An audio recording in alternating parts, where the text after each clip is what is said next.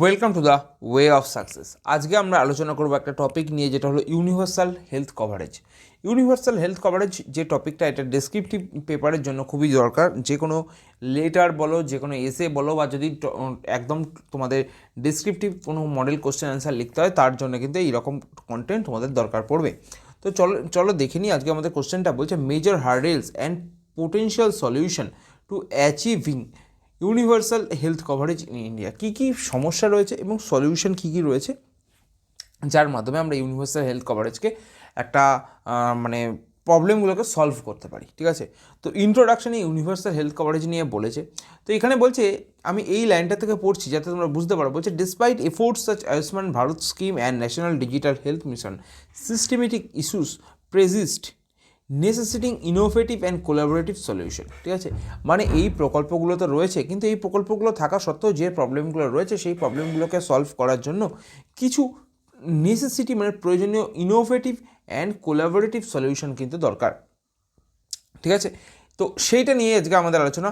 তো আগে দেখে নিই আমাদের প্রবলেম কী কী রয়েছে।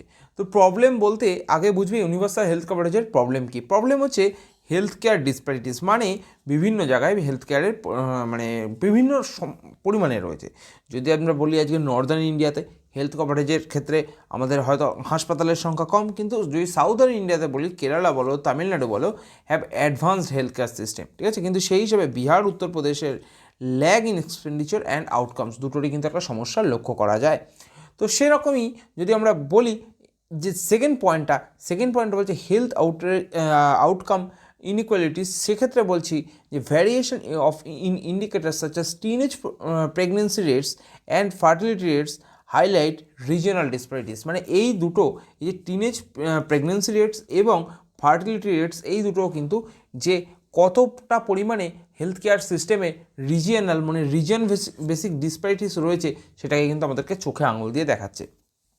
তো আমাদের ফার্স্ট পয়েন্ট প্রবলেম হচ্ছে, এক হচ্ছে হেলথ কেয়ার ডিসপ্যারিটিস, মানে বিভিন্ন জায়গায় বিভিন্ন রকম হেলথ কেয়ার রয়েছে। সেকেন্ড পয়েন্ট হচ্ছে high out of pocket expenditure, মানে অত্যাধিক মানে খরচ। তো সেক্ষেত্রে দেখা যাচ্ছে যে ওয়েস্ট বেঙ্গল এক্সাম্পল এখানে দেওয়া হয়েছে যে ওয়েস্ট বেঙ্গলের 67% অফ ওপি মানে আউট অফ পকেট এক্সপেন্ডিচার, মানে তোমার ক্ষমতার বাইরে যে এক্সপেন্ডিচার, সেই যে সিস্টেমটা, সেইটার কথা বলা হচ্ছে। Health care cost burden individuals, মানে প্রত্যেকের ক্ষেত্রে এটা কিন্তু বার্ডেন হয়ে যাচ্ছে। ঠিক আছে, তো অ্যাকচুয়াল কেন প্রবলেমটা, কোনো জিনিস হেলথ কেয়ার সিস্টেম যেটা তোমার নেসেসিটি হওয়া দরকার, সেটা যদি বার্ডেন হয়ে যায়, সেটাই সমস্যা। তো এই ধরনের সমস্যাগুলোকে কিন্তু সলভ করতে হবে। এই সমস্যাগুলো সলভ করার জন্য বিভিন্ন স্কিম তো রয়েছে, সেগুলো নিয়ে তো আমরা আলোচনা করব যে কী কীভাবে আমরা এটাকে সলভ করতে পারি। কিন্তু প্রবলেম হচ্ছে কি, অত্যাধিক খরচ বেড়ে যাওয়া। এটা হচ্ছে সেকেন্ড পয়েন্ট, এবং ফার্স্ট পয়েন্ট হচ্ছে হেলথ কেয়ার ডিসপ্যারিটিস। যে ইনফ্রাস্ট্রাকচার ডেফিসিটস, মানে যতটা ইনফ্রাস্ট্রাকচার যেরকম দরকার, মনে করো আজকে শহর অঞ্চলে তো আমরা ইনফ্রাস্ট্রাকচার দেখতে পাই, কিন্তু রুরাল এরিয়াসে যদি বলি, many lack access to adequate facilities, মানে অ্যাডিকুয়েট ফ্যাসিলিটিসে কিন্তু অনেক ল্যাক দেখা যায়। মেডিকেল ইকুইপমেন্ট সেখানে কম আছে, এসেন্সিয়াল মেডিসিনস কম আছে, এবং সর্বোপরি বলতে গেলে ডাক্তারের সংখ্যা অনেক ক্ষেত্রে কম লক্ষ্য করা যায়, যেটা কিন্তু একটা ইনফ্রাস্ট্রাকচার ডেফিসিটের ক্ষেত্রে আমরা লিখতে পারি। ঠিক আছে, ওয়ার্কফোর্স শর্টেজের মধ্যে আমরা বলতে পারি যত সংখ্যক, মনে করো একটা পেশেন্টের সঙ্গে একটা ডক্টরের রেশিও থাকা উচিত, পেশেন্টের সঙ্গে একটা নার্সের রেশিও থাকা উচিত, সেই রেশিওটা India faces a critical shortage of health care professionals, মানে এই রেশিওটা কিন্তু এখানে অনেক কম। ঠিক আছে, অনেক কম রয়েছে। ঠিক আছে, পার্টিকুলারলি রুরাল এরিয়াসে এটা কিন্তু আরও বেশি দেখা যাচ্ছে। এবং পলিসি গভর্নেন্স চ্যালেঞ্জেস, সেখানে কী বলছে, বিভিন্ন বিউরোক্রেটিক যে সমস্যা রয়েছে, বিউরোক্রেটিক ইনএফিসিয়েন্সিস রয়েছে, মানে ineffective coordination between various levels of government hinder smooth implementation, মানে এই বিউরোক্রেটিক সমস্যার জন্য কিন্তু অনেক ক্ষেত্রে এই পলিসিগুলো মানে নতুন নতুন যে পলিসি সব সমস্যাগুলো আছে, সেগুলো সলভের পলিসি ইমপ্লিমেন্ট ক্ষেত্রেও কিন্তু প্রবলেম দেখা যায়। সব জায়গায় না, কিছু কিছু জায়গায় কিন্তু এই প্রবলেমগুলো লক্ষ্য করা যায়। তো সেটাও তোমরা পয়েন্টে একটা উল্লেখ করতে পারো। তারপরে রয়েছে লিমিটেড হেলথ লিটারেসি, যেটা হচ্ছে মানে হেলথ লিটারেসি খুব কম মানুষের মধ্যে রয়েছে। যে ফিনান্সিয়াল কনস্ট্রেন্সের মধ্যে কী বলছে, পাবলিক হেলথ এক্সপেন্ডিচার যেটা রয়েছে রিমেন্স 1.5% অফ জিডিপি, যেটা খুব একটা ইম্পর্টেন্ট পয়েন্ট। ঠিক আছে, ফার বিলো টার্গেট 2.5%, যেটা কিন্তু আমরা লিখতে পারি।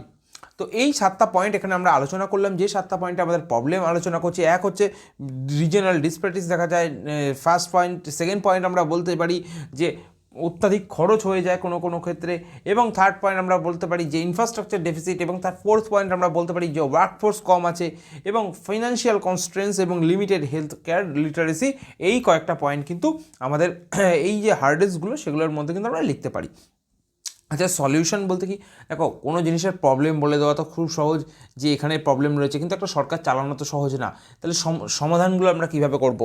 যদি ইন ফিউচার সরকারি চাকরিতে আমরা যোগদান যখন করব, তখন তো আমরা এক্সিকিউটিভ হিসেবে কাজ করব, তখন আমাদেরকে ইমপ্লিমেন্ট করতে হবে। তো আমাদের কীভাবে সেটাকে ইমপ্লিমেন্ট করব? সেক্ষেত্রে আমাদের সলিউশন হচ্ছে strengthening public health care infrastructure.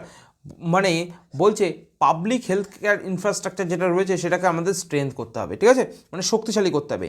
Expand the reach and quality health and wellness centres under Ayushman Bharat. Ayushman ভারতের আন্ডারে যে স্কিমটা রয়েছে তার আন্ডারে যে সমস্ত কোয়ালিটি হেলথ কেয়ার সিস্টেম রয়েছে সেগুলোকে আমাদের কিন্তু এক্সপ্যান্ড করতে হবে, ঠিক আছে।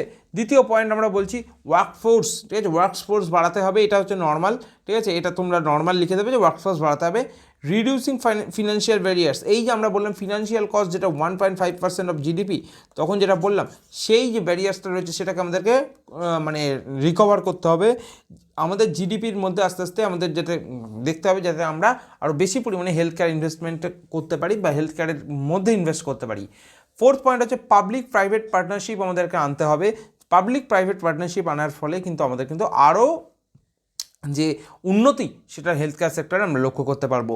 এবং আমাদের আর একটা ফিফথ পয়েন্টের বলছে টেকনোলজিক্যাল অ্যাডভান্সমেন্ট, মানে এই টেকনোলজিক্যাল অ্যাডভান্সমেন্ট মানে আমরা যে এআই ইউজ করছি বা টেলিমেডিসিন, যেটাকে আমরা অনেকে টেলিমেডিসিন বলি, এই টেলিমেডিসিনের ইউজ করতে হবে, ঠিক আছে, মানে ফোন কলের মাধ্যমে যাতে আমরা মানে আমরা বলা ভুল, ডাক্তাররা যাতে মানে সলিউশন প্রোভাইড করতে পারে। অলরেডি আমরা কোভিডের টাইমে আমরা এটা দেখেছি, কোভিড আমাদের কাছে দেখিয়ে দিয়েছে আমাদের সমস্যা কোথায় কোথায় ছিল এবং আমরা সেটাকে খুব তাড়াতাড়ি ওভারকামও করে এসেছি।